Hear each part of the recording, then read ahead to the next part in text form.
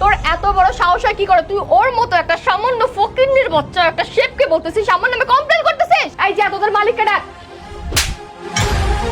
আর কতক্ষণ? একটু ওয়েট করো। ম্যাম, ফুড আসতে আর 20 মিনিট লাগবে। What is this?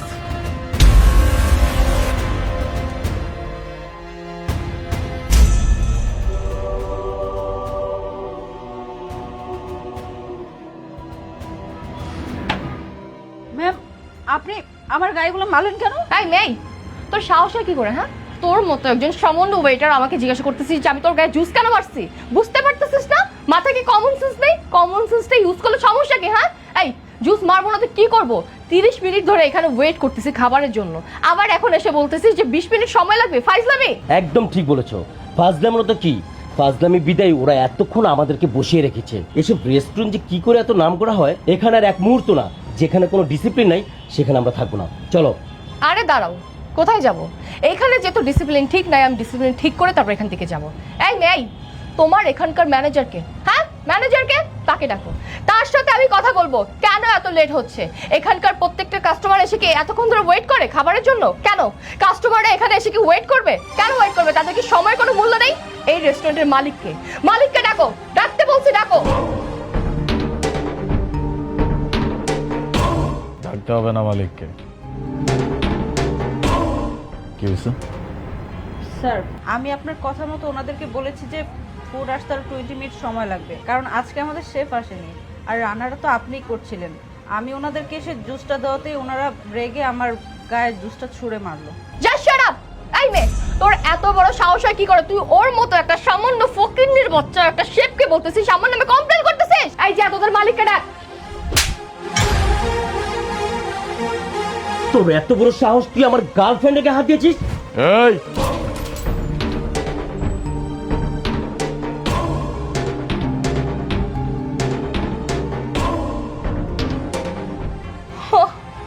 ও আচ্ছা, তাই বলি এরকম একটা সস্তার 2 টাকা শেপের এত দাম কিসের, এত দামাক কিসের?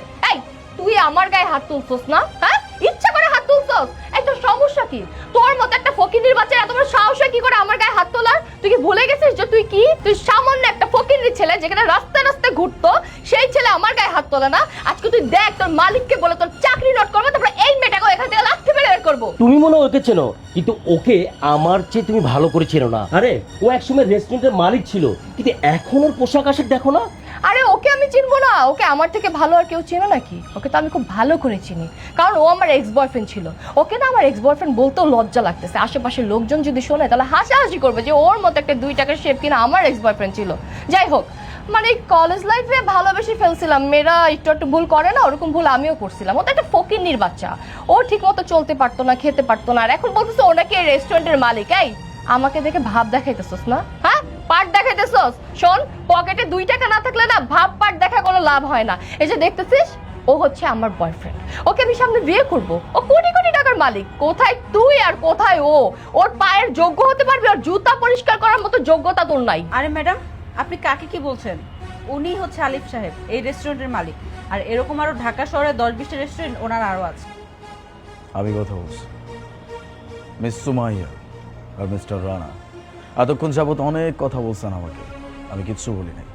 ইচ্ছাকৃত চুপ করেছিলাম, কারণ মূর্খদের সাথে তর্কে জড়াইতে নাই। কিন্তু এতক্ষণ যাবত এত কথা বলার পরেও আপনারা কোনোভাবেই ক্ষান্ত হচ্ছেন না, যা ইচ্ছা তাই বলেই যাচ্ছেন। মিস্টার রানা কোটিপতি, হ্যাঁ কোটিপতি, যে কিনা আমার রেস্টুরেন্টে একজন ওয়েটারের চাকরি করত। চোরের দায়ে যাকে আমি আমার রেস্টুরেন্ট থেকে বের করে দিয়েছি। মানে? সে আমার সামনে দাঁড়িয়ে বড় বড় কথা বলতেছে। আরে যে মিস সুমাইয়া, আমার এক্স গার্লফ্রেন্ড, যার কিনা এই পরিচয়টা দিতেও নাকি এখন লজ্জা লাগে যে আমি তার এক্স ছিলাম। হ্যাঁ, ফর ইউর কাইন্ড ইনফরমেশন, এই যে উনি যা কিছু বলছে সব কিছু সত্যি কথা বলছে। আমি এই রেস্টুরেন্টের মালিক, I am the owner of this restaurant. আর শুধুমাত্র এই রেস্টুরেন্ট না, এরকম আরও 10 থেকে 20টা রেস্টুরেন্ট আমার ঢাকা সিটিতে আছে। আমি ওনাকে বলছিলাম যারা কাস্টমার আসছে তাদেরকে গিয়ে বলো 20 মিনিট লেট হবে, কারণ আজকে আমাদের শেফ আসে নাই। শেফের কাজটা আমি করতেছিলাম। আরেকটা কথা, আমি বিভিন্ন রেস্টুরেন্টের শেফ হিসেবেও চাকরি করছি, আর এত পরিশ্রমের ফল হিসেবে আজকে আমি 20টা রেস্টুরেন্টের মালিক। আর আমাকে কিনা এভাবে উল্টাপাল্টা কথা বলা হচ্ছে, আমাকে অপমান করা হচ্ছে। আসলে মানুষকে না বলে কোনো লাভ নাই, মানুষের সব কিছুই শিক্ষার ফল। যে যেমন শিক্ষা পাইছে সে তেমনই করবে। আপনি আপনার পরিবার থেকে এই শিক্ষাটাই পেয়েছেন, এই জন্য আপনি আমার সাথে এমন আচরণ করতেছেন। আর কি যেন বলছেন, আমাকে ছেড়ে দেওয়ার পরে আপনি আপনার জীবনে অনেক ভালো কিছু করছেন। মানে আমাকে ছেড়ে দেওয়াটা আপনার জীবনের সব থেকে ভালো একটা ডিসিশন ছিল। ফর ইউর কাইন্ড ইনফরমেশন, এই কথাটা আমি বলতে পারি, কারণ আপনি যখন আমার জীবন থেকে চলে গেছেন তারপর থেকে আমার জীবনটা বদলে গেছে। আমি ভাবছিলাম আমি হয়তো আপনাকে ছাড়া থাকতে পারবো না, অনেক ভালোবাসছিলাম আপনাকে, কিন্তু আপনি তো আমাকে ভালোবাসেন নাই। আপনার তো দরকার টাকা পয়সা, অর্থ সম্পত্তি, এই সব কিছু। আমার কাছে তো কিছুই ছিল না, এই জন্য আপনি আমাকে ছেড়ে চলে গেছিলেন। কিন্তু এখন একটা ভালো মানুষ জুটাইছেন আপনার কপালে।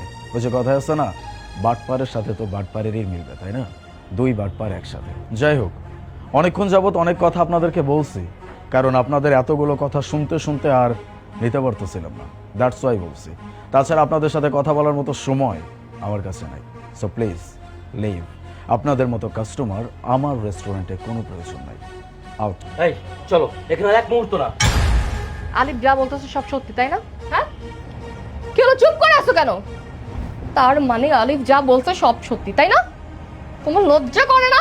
তুমি কত বড় চিটার, কত বড় খারাপ একটা লোক। তুমি আমাকে দিনের পর দিন এভাবে ঠকাইতেছিলা। যাও এখান থেকে, ভালোভাবে ভদ্রভাবে বলতেছি, যাও আমার চোখের সামনে থেকে। কেন যাচ্ছ না কেন? মানে আলিফ, আমি বুঝতে পারি না। না বোঝাটা অনেক স্বাভাবিক, খুবই সিম্পল একটা ব্যাপার। আমি খুব সুন্দর করে আপনাকে বলছি এখান থেকে চলে যেতে। আপনার ভেতরে ন্যূনতম ম্যানার নাই। যদি ম্যানার থাকতো তাহলে খুব ভালো করে জানতেন যে কোথায় কোন পরিবেশে কিভাবে চলতে হয়। এরকম ম্যানারলেস কোনো মানুষের সাথে কথা বলা বা তার চেহারা দেখা কোনোটার ইচ্ছা আমার না। আলিফ, একটা কথা শোনো প্লিজ। আউট।